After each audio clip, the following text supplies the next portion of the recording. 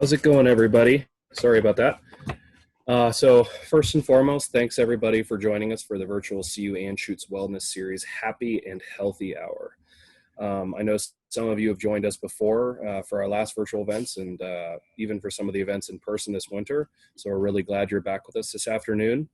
I know it's a difficult time for a lot of folks in the CU Anschutz alumni family, and we're really appreciative of everybody being able to pop on here and take some time to focus on yourselves. My name is Spencer Milo. I'm the Director of Veteran Programs, Communications, and Strategic Development at the Marcus Institute for Brain Health here on the Anschutz campus. And this is Warrior Canine Connections Joseph, and he is my service dog here and one of my best buddies. So you will see him trying to mooch treats off me throughout this whole thing if my screen stays on, so apologies for that. For those of you joining us for the first time tonight, this series was developed in response to the feedback from our alumni. They're looking for practical tips and support for their own self-care as healthcare professionals. So tonight's topic is a great one. I may be a little biased, but I think it's a pretty powerful message, and it's a look at how the relationships we have with animals have a positive impact on our lives. It really couldn't be any more true now, especially considering as much time as we're spending at home. So tonight, thankfully, I have the privilege of introducing our speaker. Ann Spader is a friend and a good person and a colleague of mine. She works at Warrior Canine Connection at the Marcus Institute, and I'm also a board member of Warrior Canine Connection, so she is one of our prized employees, and we're grateful to have her here. Ann graduated from the Bergen University of Canine Studies with a degree in assistance dog education. She's a service dog training instructor with Warrior Canine Connection, a pioneering organization that utilizes its mission-based trauma recovery, MBTR model to help wounded warriors reconnect with life, their families, their communities, and each other. Before helping WCC open the Colorado location within the Marcus Institute for Brain Health, Ann spent 3 years developing the Operation Canine program for the Royal Society for the Blind Guide and Assistance Dog Schools in Adelaide, South Australia. Operation Canine is a service dog program that trains and places dogs with veterans with post-traumatic stress disorder. Prior to that, Ann worked with WCC at Walter Reed National Medical Military Center and at Fort Belvoir. She instructed at-risk teens in detention centers how to train assistance dogs as a way for them to give back to their community, and taught adaptive aquatics to children with special needs. As soon as this is all done, I'd like to encourage everybody to stay on just for a little bit to enjoy some of that social time and interaction with everybody. As soon as Ann's done with her presentation, you're going to see a link pop up on the top of the screen that will direct you towards that. But without further ado, Ann, take it away. Thanks, Spencer. Hi, everybody. As Spencer said, I'm going to be talking to you a little bit about Warrior Canine Connection and the benefits of the human-animal interactions. I have our service dog in training, Andrew, behind me. He is chewing away at a brand new bone. So we'll see how long he decides to stay in the background, or if he decides to do any entertaining things for you. You never know when presenting with a dog.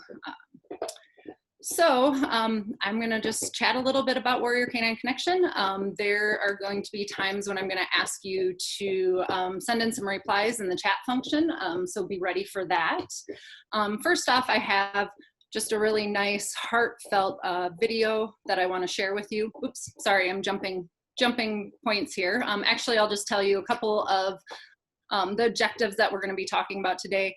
So one, just letting you know a little bit about Warrior Canine Connection and the Marcus Institute for Brain Health, our partnerships and the missions that we both partake in. I'm going to kind of explain a little bit about working dog roles, because I know there's a lot of confusion over some of the terminology out there these days. Some of the benefits that we see from actually partaking in training a service dog, some of the benefits of human-animal interactions, the bond throughout evolution really is very interesting, different volunteer opportunities with us, and then we'll open it up to any questions that you have. So first, to start off with, I am going to play this video for you about one of our service dogs that has been placed with a family. I was tearing my family apart, and I had a front row seat to it. But then Cadence came along, and I had a front row seat to help. I joined the Army in 2004. Before Rod left for Iraq, he was always laughing, always looking for a smile on everyone. Rod was close to a lot of explosions, and so he had a lot of head injury. He was very withdrawn. I was a shadow of the person I was. I was willing to acknowledge that I had traumatic brain injury. That was less frightening than post-traumatic stress disorder. I had become so much poison to my family that I thought the best thing for them would be to not have me around.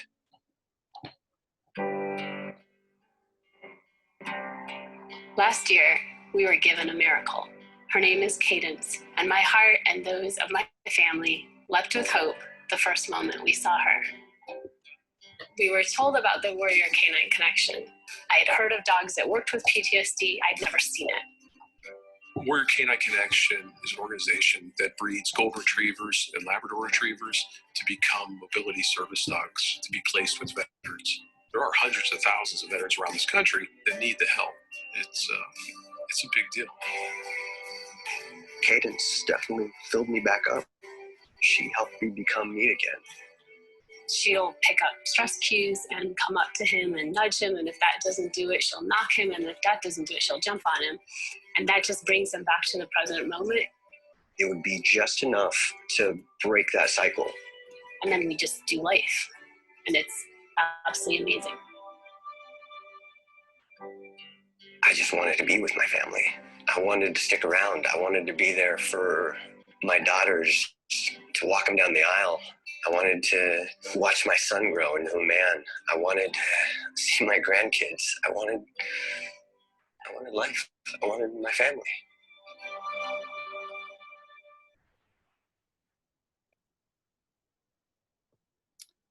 All right. So I actually had the honor of getting to help train Cadence when I was at Walter Reed in Fort Belvoir, and got to see how much it altered this family's life. So like I said, that was just a little introduction into WCC. Now for the next part, I'm gonna talk a little bit about what a service dog is, but I thought that first I would find out what you guys know. So my first question for you is, what makes a service dog a service dog? Does anybody know?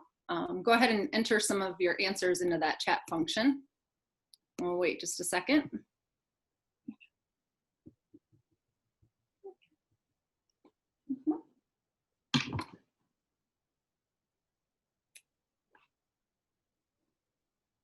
Ah, yes, first answer, very good. Trained for a specific task. Yes, and actually someone had said trained, special training and licensed. So we'll kind of talk a little bit about that, but the main thing is that they are trained specific tasks to assist someone with a disability. Under the American Disability Act, that is what gives them public access.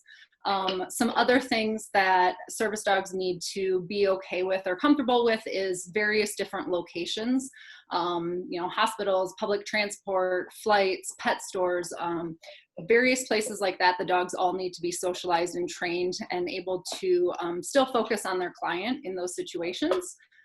They also can't display any aggression. They can't react to other animals, can't vocalize improperly or inappropriately, can't be overly distracted by humans or food, different things like that.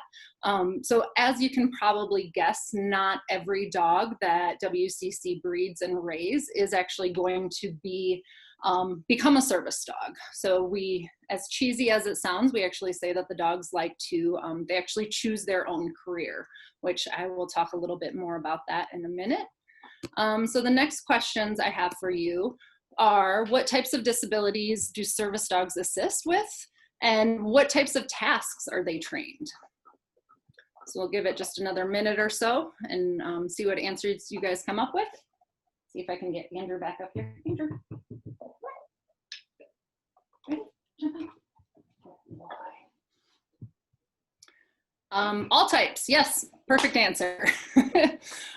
For vision impaired people, seizures, correct. Emotional and physical disabilities, yep.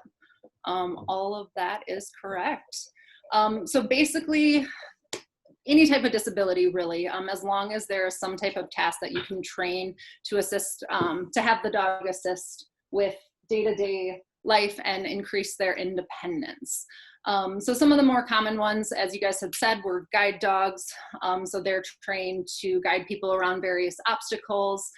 Hearing dogs, which alert to different sounds throughout their environment. You had said seizure response and seizure alert dogs. They don't actually yet know what the dog is detecting when they are alerting to a seizure beforehand. So a lot of times they can't guarantee that a dog would alert to a seizure beforehand, but they can train the dog to respond in a specific way, whether it's to go get help, get medication, different things like that. You have allergy detection dogs now. So people with really severe allergies, you can actually have the dogs detect small amounts in the environment and alert the person.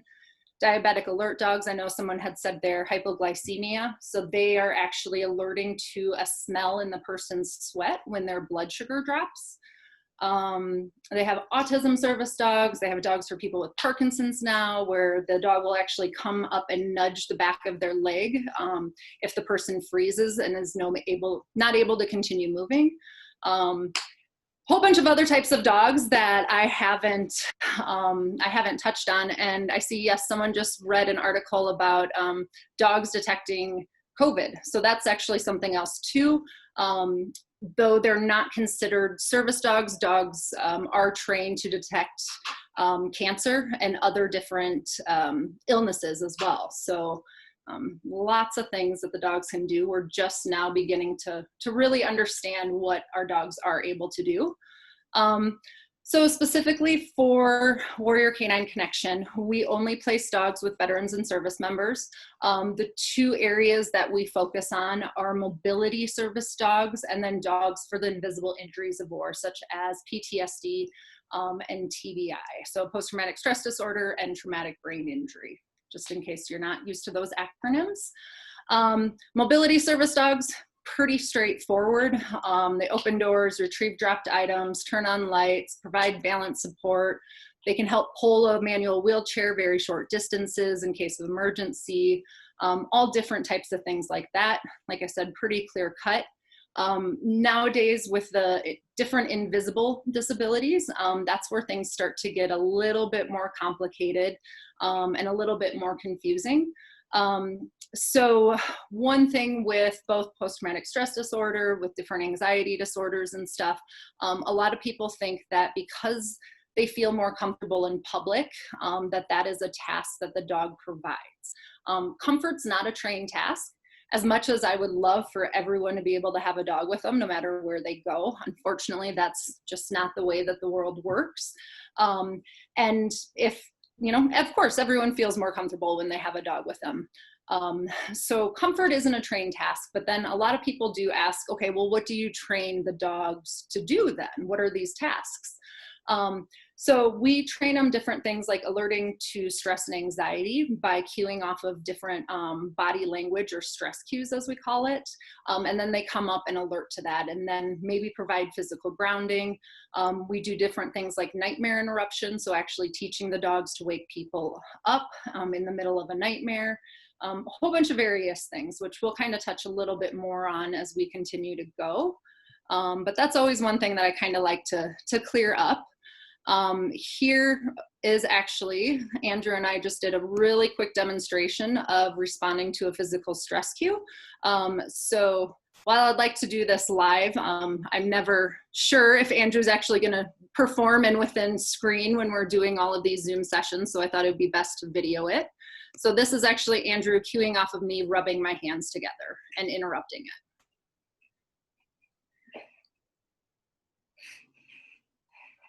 Good boy, very good, buddy.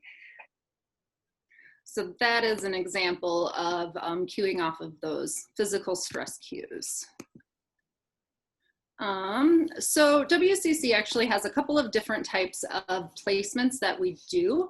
As we just talked about, service dog, they are the dogs that have public access. and they work specifically for a veteran or service member. They are a part of the rest of the family, but their primary focus and their relationship should be with that veteran. So my next question to you guys is, what is a therapy dog and how is that different than a service dog?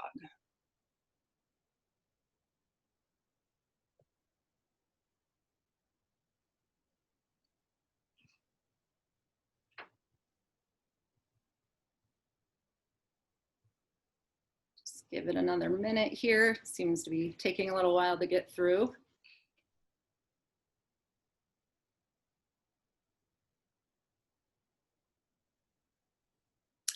Yes, first answer, visit people and make them feel better. Emotional support animals are actually slightly different than that. They do provide emotional support and comfort, but that is the main thing, is their sole role is to provide comfort and to provide therapeutic benefit. They don't necessarily need specific training, though most facilities that allow the dogs, therapy dogs to come in do require some type of certification. So through pet partners or something like that.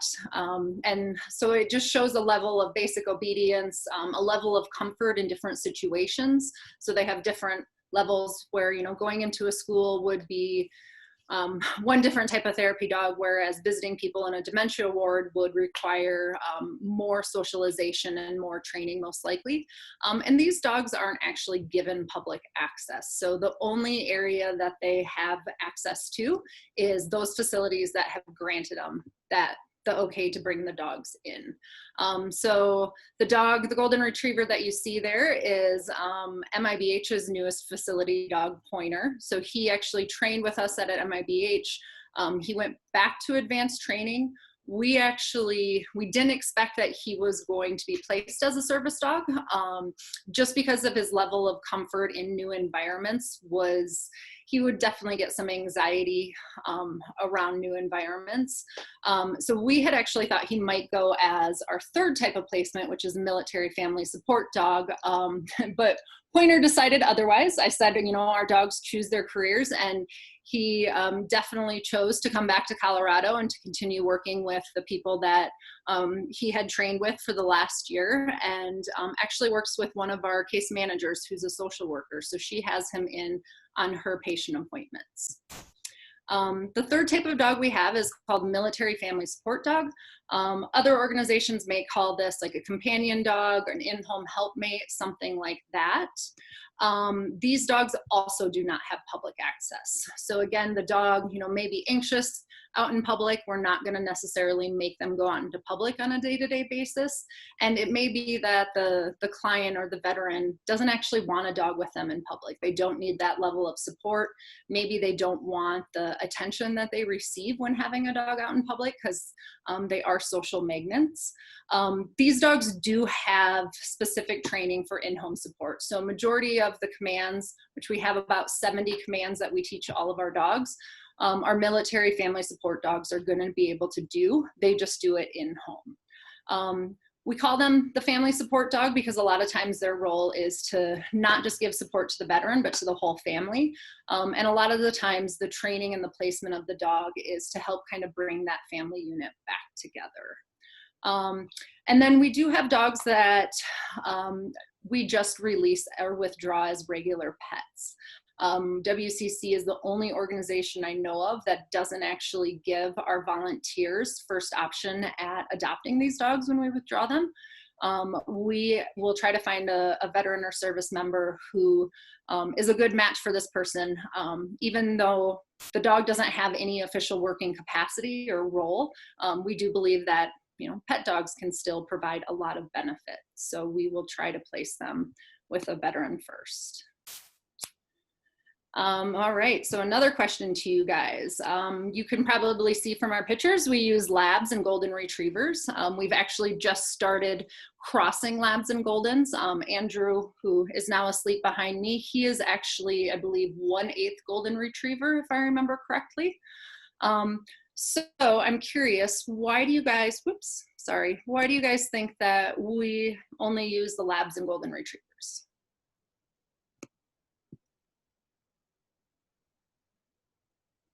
While we're waiting for those answers to come in, we do have our own breeding program. We do work with a lot of other service dog and guide dog organizations.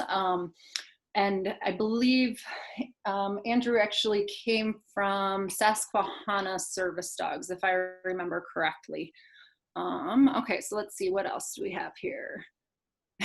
Gentler dogs that are willing to put up with humans. Yeah, I would say that's definitely a good answer. Their desire to please, they're smart, adapt easily to change. Yep, great personality, because they're super cool. I agree. Temperament and intelligence. Not as high maintenance as border collies. So I take it that someone has a border collie out there with a really thick coat. And collies definitely have a herding instinct. Yeah, best dogs ever, loyal and smart. And the last comment, positive public image. Yes, you guys, I think, hit basically all of the points. So one of the reasons we use them is they do form really strong bonds, which I'll talk a little bit more about, the human-animal bond later on. Like you said, eager to please, highly trainable, calm, loyal, intelligent.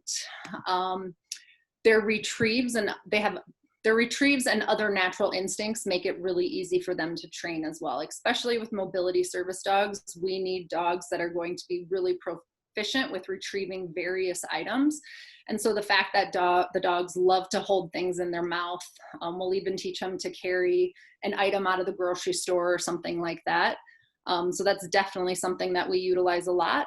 But especially with the population that we work with, public acceptance and perception is huge. I don't know how many times I have heard people say, you know, I want a German Shepherd or a Malinois or a Rottweiler or some breed like that, all wonderful breeds, don't get me wrong, I love them all, but the public perception of them actually increases social distancing, which especially at this time we don't need.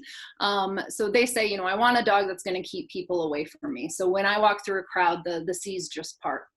And, you know, we tell them, no, actually, we're going to give you the most cute and lovable dog possible and force you to interact in really positive ways to kind of help break down some of those social barriers that some of the invisible injuries build. So another thing that's a little bit unique to WCC is all of our dogs are actually named after service members. A lot were killed in action and or had just exceptional service. So we actually have a form on our website where people can write in and nominate different service members. And then we actually go through and we get permission from their family. We find out what their story is, and then we actually post that. So all of their stories can actually be found on their Facebook pages. And yes, all of our dogs do have Facebook pages. If like Andrew and Joseph, they were not a part of a litter through WCC, they came from other organizations, so they're gonna have their own personal Facebook page. We now have on average about 90 dogs in training at any given time. So a few too many pages to kind of keep up with individually. So most of our dogs are going to be in their litter Facebook pages. So each litter has a theme, such as the Greatest Generation for Pointer in the middle there, Stars and Stripes, Band of Brothers for Ted. Clearly it was a litter of all boys there.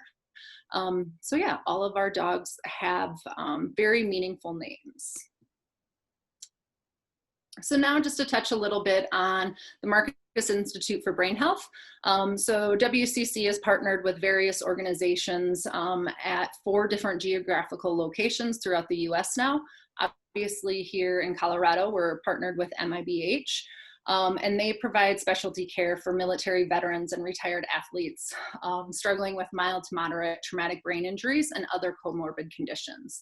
MIBH is an interdisciplinary care model that offers a 3-week intensive outpatient program to these patients with TBI. So it is very patient focused and goal oriented. And some of the different disciplines within the organization are listed here. WCC is obviously a member of this interdisciplinary care team. So another thing that makes WCC different than most organizations, thanks Spencer, for sharing Joseph's Facebook page and Instagram handle. Yes, he is one of the coolest, I agree. But what makes WCC a little bit different is that not only do we train and place these dogs with veterans, but it's the 2 years that it takes to train the dogs. And that's what we are doing here at MIBH. So Spencer kind of touched on it a little bit in the introduction, but what we do is we provide MBTR, mission-based trauma recovery training sessions. As our executive director says, it's like animal-assisted therapies on steroids. So what they're actually doing is the patients come in, they work with myself, and I'm actually teaching them how to train service dogs, not for themselves, but for a fellow veteran. We call it a no-fail mission because in order for these dogs to go on and have a successful placement, they have to train these dogs in various settings and find a way to get the dogs to enjoy the training and to be engaged. This can be kind of a way in with when we're working with a population of people and of patients that can usually be pretty resistant to traditional medical treatments. So really training the dog for a fellow veteran, and they're partaking in all of these activities, but it's not necessarily for themselves. So it really does tap into that warrior ethos of, leave no man behind. It's said on average that about one of our dogs in the 2 years that it takes to train them will work with on average about 60 veterans. At this point in time, WCC has worked with almost 5,000 service members and veterans, providing them with this MBTR care. All right. And I do see someone had asked, what is the estimated cost of training? So we estimate our dogs, it takes costs about $35,000 for the first 2 years of training. I personally think this is kind of a gross underestimation, just considering all of the volunteer hours we have, all of the time that our patients spend training the dogs. If you added that up with a professional dog trainer, I think it would be quite a bit more than that. But on average, that's what it comes out to be, is about $35,000. So some of the benefits that are specific to our MBTR sessions, but then also just in general too, would be, we have seen a report in cognitive and emotional functioning increasing, feelings of self-worth because, they're getting to give back and to help other people out again. Sleep, I've heard many people say that if one of our dogs spends the night with them, it's the first time they've gotten a good night's rest in years. Socialization is a huge one. You will hear me say that multiple times. We do actually allow our dogs to be greeted if given permission. So that's something different than most service dog organizations out there, because part of the role is to help the veteran reintegrate back into the community. So we actually do have commands, say hello, shake. I know some people have taught their dogs to fist bump. We have salute as a command to help kind of interact with public. So socialization is a huge thing. We've also had patients report a decrease in stress and anxiety, that emotional numbing, decrease in medications, specifically pain and anxiety medications, decrease in hypervigilance because they are so focused on the dog and making sure that that dog is successful in that situation, that a lot of the times that hypervigilant just kind of dials down. And then also flashbacks. Training a dog requires you to be very present and live in the moment. So that is definitely something that people say helps them with. And also it helps with, provide some physical grounding for them as well. So as I had mentioned, our MBTR sessions are very goal oriented. I'm still finding new goals every single day when I work with our patients, but just curious as to what goals you guys think we might focus on commonly. So if you want to go ahead and type in some goals that you think might be accomplished through dog training.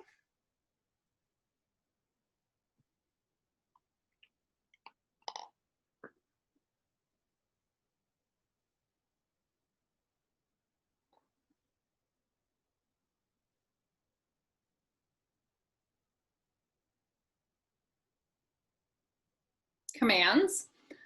Yep. Return to normal, or as close as you can get. Yep, so kind of reintegrating back into society again. And commands, actually, that is one, we work on memory and cognitive functioning through remembering commands, whether it's from minute to minute or session to session. Sense of purpose, yep. Yeah, so you guys definitely hit a lot of them. Effective communication is a huge one. Dogs are not afraid to tell you if you are not communicating effectively with them. So really kind of direct, clear communication is something that we really focus on. Affect development is a huge one as well. We use the power of synchronization with the dogs in training. So, you know, we need the dog to do something such as jump up on the grooming table. We have to get really excited and put a lot of emotion into it. If we want them to lay down, we actually say the down command in a really drawn out voice. So down, so that the dogs can synchronize with our emotions there. So we say the leash is like an umbilical cord. What we feel goes down into the leash and into the dog. So a lot of the times, you know, our patients have to pretend to be really happy about something, even if they're not, just because they need to positively reinforce the dog in that way in order to get them to continue to train with them. Emotional regulation and patience. So I think I will forever use Joseph as my example for our dogs really teaching people how to be patient. We actually breed for really low aroused dogs and mellow dogs so that they don't have to run, you know, 3 to 4 hours before they can go into the office and then just, you know, sleep underneath the desk for several hours while they're waiting for their person to need them to perform a task for them. The drawback to breeding for these really calm dogs is sometimes their response time is a lot slower than what we would like. Joseph, on average, would take about 10 seconds to reply to any command. I see Spencer's laughing at that. So yeah, he very much does the thing where he kind of raises one eyebrow and looks at you and goes, okay, do you really want me to do that? And then, you know, if you ask him to do it down, he'll slowly lift up one paw, kind of tilt his head and look at you like, yeah, this is right? Like, this is what you want? And then just slowly slides into the down position. So, you know, it may take like a good 20 seconds for Joseph to carry out a command. But for a population of patients who are used to, you know, do as I say and say, do it right now, that's actually something that our dogs can really help them with. Again, socialization is brought up, but then family relationships. So, you know, having that connection with families and teaching them different parenting skills, such as patience. You know, your toddler child is not necessarily going to respond to whatever command you give them that very second. So I had one patient in particular who had said that I was the only person who could ever teach him anything about how to interact with his kids.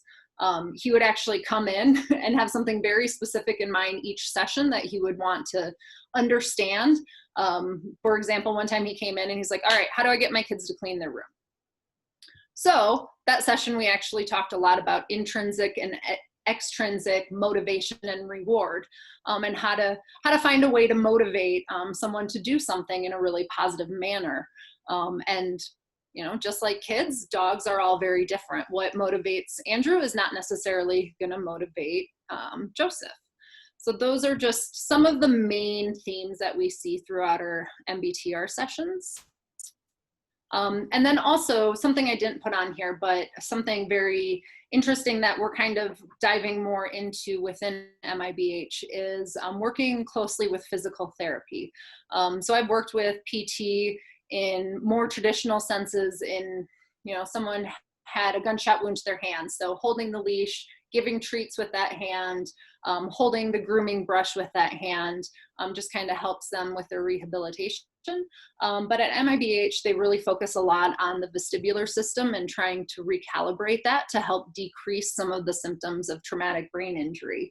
So some of the things that we've found that we have in common with our physical therapy sessions and with the dog training sessions are things like bending down to treat the dog. So we have to give the dog a treat in a very specific position. For instance, if they're on the left-hand side and we're walking, that's the heel position. And so we have to give the treat at the seam of the pants so it doesn't encourage the dog to actually come out of position. And that motion of looking down and then looking up, or head righting as they call it, can actually be really disorienting to some of our patients and really throw them off balance. So again, we found that our training sessions just kind of help emphasize all of the goals that the other disciplines are trying to work on as well. So now kind of going from our patients specifically to just more the general population, and what some of those health benefits are that we know we get from interacting with animals in general, but especially dogs. So multiple studies have shown decrease in blood pressure, heart rate, cortisol, which is a stress hormone, stress and anxiety, loneliness, both because they have the companion of an animal with them, but also because it's they've done numerous studies showing that pet owners actually get out and about more. They socialize with other dog owners or other people who love dogs. They want to come up and talk to them and interact. So just that human connection is increased just by owning an animal. Serotonin is increased, physical activity. So the American Heart Association has found that dog owners get up to 30 more minutes of exercise a day than people who don't have a dog and don't take their dogs for a walk. It's also found that 54% are more likely, of dog owners are more likely to get the recommended level of daily activity. Spending time outside is a big one, and more time you're outside, more vitamin D that you're gonna get, and I believe everyone knows the benefits of vitamin D with us humans. Feelings of self-worth, can't say that today. So, you know, someone depending on them, giving them a purpose to get up out of bed each morning. I know that when Andrew's staying with me, I definitely find it easier to get up in the morning than when I'm just rolling out of bed and don't have anything in particular or anyone in particular waiting for me to get up and moving. Survival rates. There's actually been various studies that have shown, especially with heart attacks and strokes, that people are more likely to survive if they are a pet owner and more likely to have quicker recovery as well. And then oxytocin. This is a huge thing within WCC, the human-animal interaction world, and just kind of human interaction in general, especially now during this time of COVID. You might have heard oxytocin talked about a little bit more. So I'll kind of touch base on some of that, but first wanted to find out what you guys know about oxytocin. So go ahead and put something in the chat if you have heard of this hormone and of the effects that they have on us.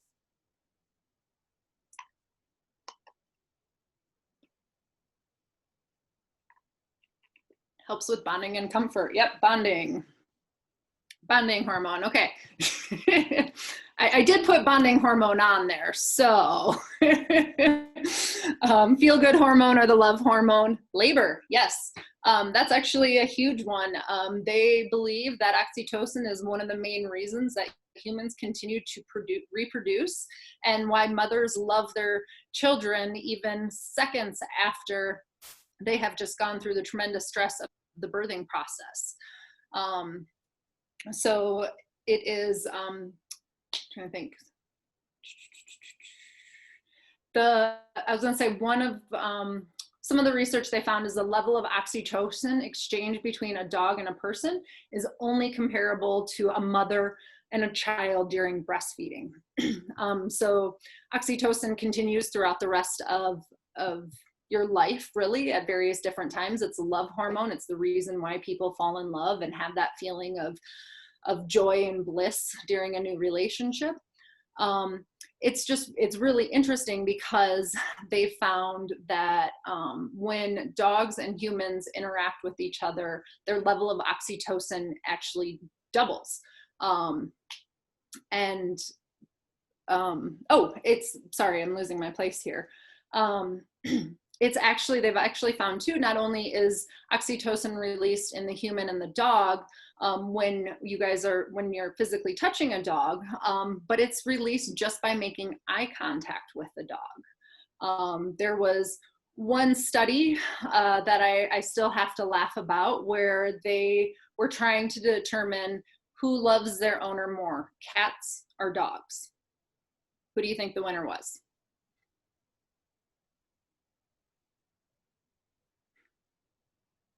Dogs for sure. Yes, dogs. Yep. So yes, the researchers, they said they were surprised to find out that cats loved their humans at all, kind of jokingly, but also kind of serious. But the dogs had a drastic increase in oxytocin compared to cats. So I'm sorry cat owner there. Studies have shown that it's actually dogs that release more oxytocin when they get to see their owner. There was one dog that showed an increase of oxytocin by about 400%, which I'm slightly concerned that dog has some severe separation anxiety. I don't know if it's healthy to love someone that much. But yeah, oxytocin is also responsible for the tend and defend instinct versus fight or flight. It calms the amygdala down, and again, calms down the fight or flight instinct, which we know, especially with our veterans with post-traumatic stress disorder, that this is something that they are constantly struggling with. Prevents increase in heart rate and blood pressure, can release dopamine, and it also is responsible for an increase in trust. So oxytocin it's huge. So these are some of the reasons why we believe our training sessions are so beneficial, that sometimes when the traditional treatments aren't able to make an impact on the patients that we work with, we not only have them giving back and trying to help a fellow service member, but they are also engaging in all of these physical changes going on in their body. So now to move on. So I have a video to show quickly, but before I do, we'll actually announce our contest winner. So the video that I'm going to be showing actually talks about oxytocin, especially during this time of COVID, and just different ways that humans are engaging with each other through social medias and other platforms, which you guys were posting pictures to see who the contest winner was for this talk, and congratulations, it is Talia, hopefully I said that right, Talia, Scott, and Tucker. So there's little Mr. Tucker. He looks like a very happy dog. And he says, I love when my mama gets to stay at home with me. So congratulations, you guys. And thank you everybody else who submitted photos for the competition. So kind of going on from there, Instagram, Facebook, they are all, now one of our primary ways of staying connected with the outside world with all of the social distancing going on. We at WCC have seen a huge increase in people viewing our puppy cam. So if you haven't watched our puppy cam before, you will need to. It will provide you hours and hours of really cute, cuddly puppies, really. So you get to watch them during the first 8 weeks of training. And even if we don't have a litter that is there at our location in Maryland, they actually just do reruns and highlights. So you'll always be able to see puppies. I think we have 4 cams, and you can watch it 24 hours a day. So I'm gonna play a video from Meg, who is our director of research, and she talks a little bit about the puppy cam and oxytocin and some other benefits. Hello, I'm Meg Ulmer, and I'm the Director of Research for Warrior Canine Connection. I study the effect of the Warrior Canine Connection on our hearts and minds, and look at why it is that connecting, especially with dogs, can make us feel so much happier and healthier. I'd like to look at today, take a close look at the puppy cam, because in this time of social distancing, many of us are getting our Warrior Canine Connection through the puppy cam. And what you have to admit, if you watch the puppy cam, is that A, you lose a tremendous amount of time doing it because it's addictive, and B, you're talking to the screen. You're saying, oh, look at that little baby. Oh my gosh, you've gotten so big. Things like that. And if you listen to the way you're talking, it's in a very special, lilting and positive and friendly voice that is specific to how people communicate with their babies. It's called parentese. And every species has a special way of communicating with their babies. So it's a universal thing that we do. And here we fall into it, we're talking to the screen, and then the next thing we know, we're posting a comment to a total stranger, and then a total stranger is responding, and more people join the conversation stream, and before you know it, you're not strangers. So even just watching the puppies has the potential to create social bonds virtually between total strangers on opposite sides of the world. That is a very strong indication that you're not just watching puppies, that what you're doing is triggering the social brain network. And what is the social brain network? It's been recently discovered, well, in the past 20 years, that social behavior is instigated and rewarded by a group of chemicals in the brain that make us social mammals, that make us stronger together. And so one of the other incredible things that they discovered about it is that this brain chemistry not only makes us want to reach out and make friends and make lovers and make babies, but it's the anti-stress brain network as well. So when you think about it, of course, you tend to be more social when you feel relaxed, when you feel open and curious and not paranoid. And so that's what the system does. These chemicals, they come together and they create a state in the brain that makes you relaxed and receptive and open to engagement and less anxious. And all of that presents the rewarding feeling that you get when you make a social connection, and why we want to be together in times of stress, whether it's virtually or physically. So Rick Young was the one who amazingly tapped in so potently to this social brain network. It had only been recently discovered. And what they were saying was that it evolved to support maternal behavior and paternal behavior and the continuation of the species. Well, Rick, on completely working on a parallel path, he was the one who figured out that if you ask service members to train service dogs for other veterans, that you get these wonderful effects, that you see heart rate come down, blood pressure, people feeling better, the symptoms of PTSD are diminished, they're sleeping better, the families, they're able to communicate again with their families. And when he came to me and told me about it, I said, well, my goodness, Rick, that's incredible. And he said, well, it's very much like good parenting. Good dog training is good parenting. And I said, well, that's what this brain system was evolved to support. So through the training, through that high focus, high level engagement, that commitment to the success of this dog, he found the most potent way to get at this brain network, of social brain network, that has been damaged by combat trauma. Combat trauma is a social injury, and it puts people into a fight-flight state of affairs in your brain and body. That is antisocial. Working with the dogs reboots the social brain network, which is a network of calm and connect.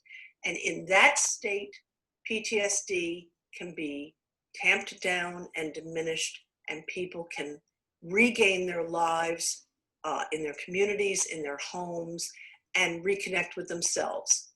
So that's the Trojan dog effect of the Warrior Canine Connection, and I hope that you enjoyed hearing a little bit about the science behind it. Take good care and stay safe. All right.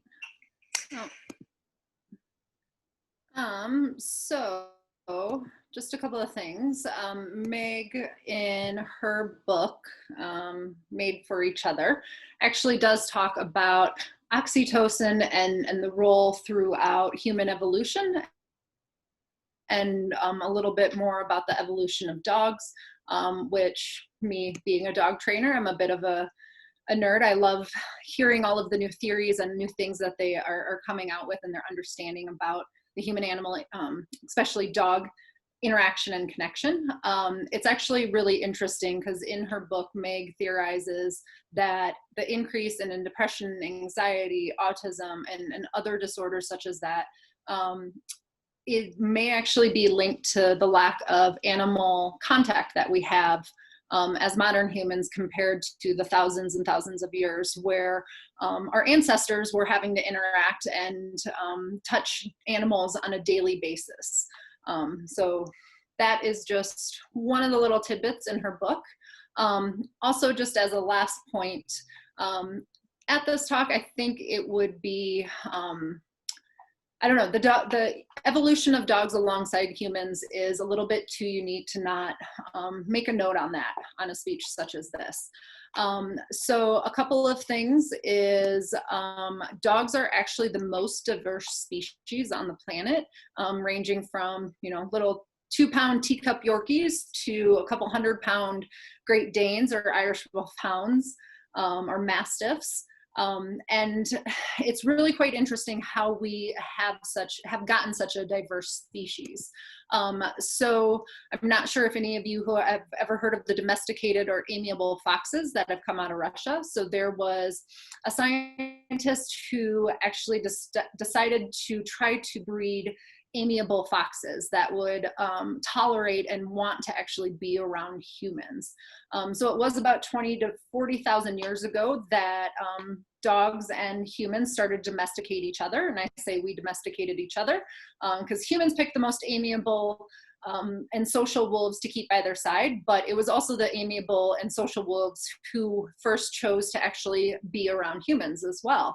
And throughout the evolution of both species, you actually see a lot of changes specifically related to that interactions that they first have. But the scientist in Russia had, through the breeding of these domesticated foxes or amiable foxes, he actually kind of helped back up some of the theories that we have as to why we have so many different various breeds of dogs right now.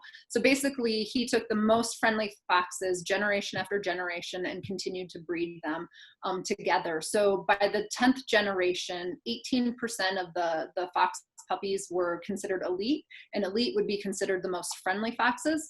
But by the 20th generation, that figure had increased to 35%. So just over 20 generations of breeding, you already started to see a large change in the population with how much they wanted to be around humans.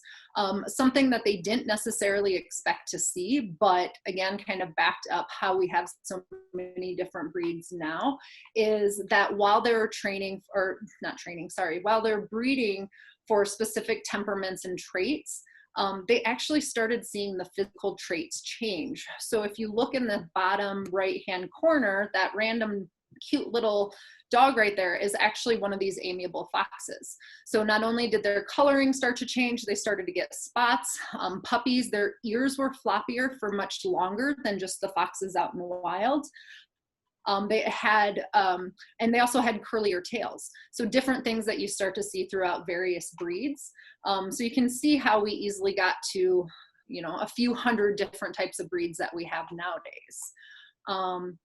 And then one new thing that I had also just recently read about is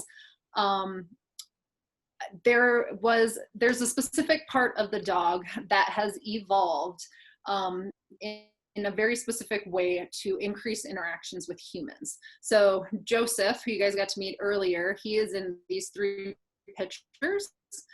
And can anyone guess what body part that is that evolved so specifically just by taking a look at Joseph's pictures there? So if you have any guesses, go ahead and put them in the chat function. Snout? Nope, not quite. Eyebrows, yes, you got it. I like to say that Joseph has some of the most expressive and sometimes judgmental eyebrows that I've seen on a dog. As you can see him, he is definitely great at using the puppy dog eyes, but they've actually found that centuries of domestications reshape dogs' eyebrows. The eyebrows raise the inner part of the eye, and this actually shows more of the white of the eye for the dog, and it makes the dog look more human-like. And what do we know as humans? We like things that look like us. So it's also interesting because there was a study I read about where they were videoing shelter dogs to see if there were any specific behaviors that dogs engaged in that made them more likely to be adopted. And guess what that was?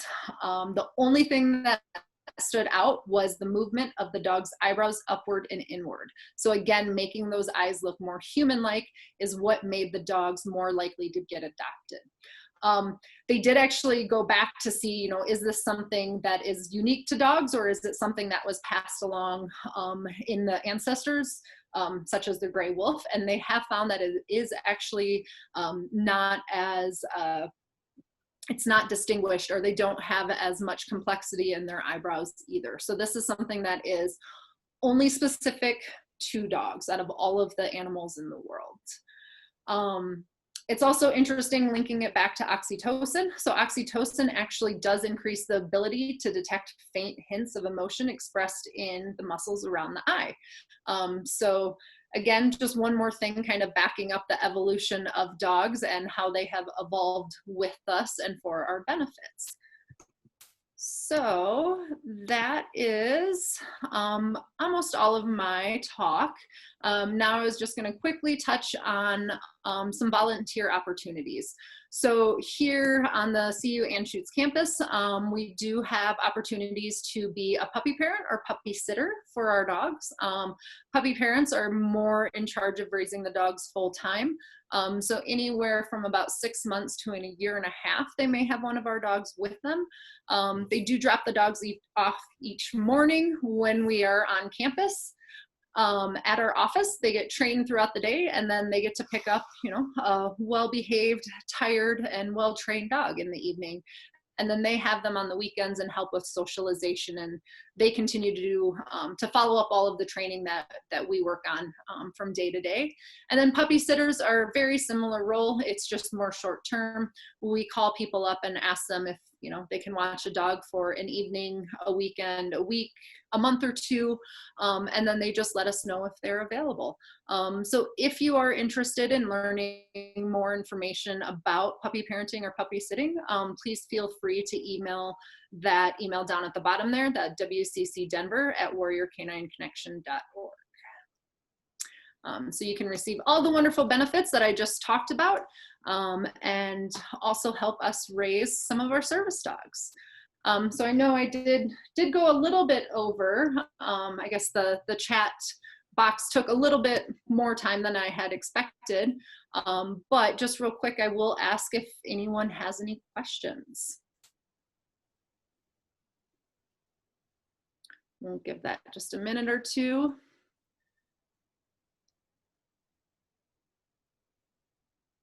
Oh, okay. So this is actually a great question, and I do get it a lot. An ethical question I am sometimes asked as to whether it is fair for a dog to essentially require it to be a service dog or comfort animal rather than a normal dog that could do just what a normal dog does. A lot of people do ask us that. They don't feel like it is fair for dogs to have working roles. One really important thing to remember, especially about the breeds that we use, is they are working breeds.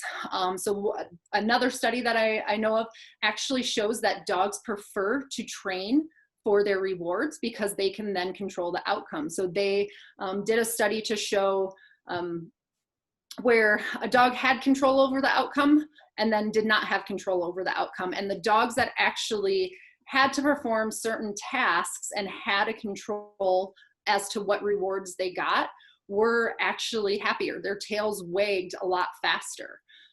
So, you know, it's something where, sure, sometimes, you know, dogs might have to be in stressful situations, but that's something that kind of happens anyways. And our dogs love to be with us so very much. Another one of the reasons why we use the breeds that we do. And they want to be with us. They get to, like, our service dogs in training, they get to go everywhere with us versus just staying at home for 8-10 hours a day, not getting any human interaction, not getting any socialization, any training, anything like that. If a dog does not enjoy the work, doesn't enjoy going out in public, that's when we either change the dog to a different career path or just withdraw them and let them be a regular pet dog. So we do definitely take in the health and happiness of our dogs, and we take that very seriously, and make sure that it's actually the right role for them. So hopefully that answered your question a little bit more. Where does our funding come from? Basically, it comes from grants and fundraising. So as of right now, we don't get support from, you know, funds from the government or anything like that. I know there's various laws and different things that they're trying to work on so that maybe our veterans can get a little bit more funding, specifically for PTSD service dogs. Mobility service dogs, they do get, the veterans does get some funding to continue on with the care of the dog, but we as a training organization actually do not get any funding from government or VA at this point in time. So fundraising and grants is basically, yeah, and somebody else did write in there, she thinks it's unfair not to train a dog. Most dogs do love to work, which is very true. Our dogs absolutely love to work. They have a lot of fun doing so. So, all right, kind of looks like that might be the end of the questions. There's one of our really cute bench shots of our puppies, and our website linked down there if you want to find out any more information. And then I will hand it back to Spencer. Awesome. Well, thank you, Anne. That was great. I really appreciate it. And I can only second that question about do the dogs, is that fair or not? And what I can tell you is the dogs don't have their vests on 24/7. And I can just tell you from experience that Joseph, as soon as his vest is off, he is as lab as it gets. He will run until his heart stops. He will catch balls until he can't anymore. And he just loves to get pet. So I totally understand the question though, because I get asked the same thing all the time. But I think the one thing I would remind folks is that they really are not working 24/7. They really have plenty of time to get taken care of and loved on by the family. And I know Joseph is incredibly spoiled. So again, thanks for your time and sharing your expertise here. I'm sure I wasn't the only one that enjoyed it. And so for everybody else out there, I hope you'll be able to join us for the next event in the series. It's on June 10th, featuring psychologist Dr. Elizabeth Chamberlain, speaking on practical mindfulness for stress, finding self-compassion every day. Now, again, like I had mentioned earlier, there's going to be a link that's going to pop up either in your chat. I believe it's going to be on your chat.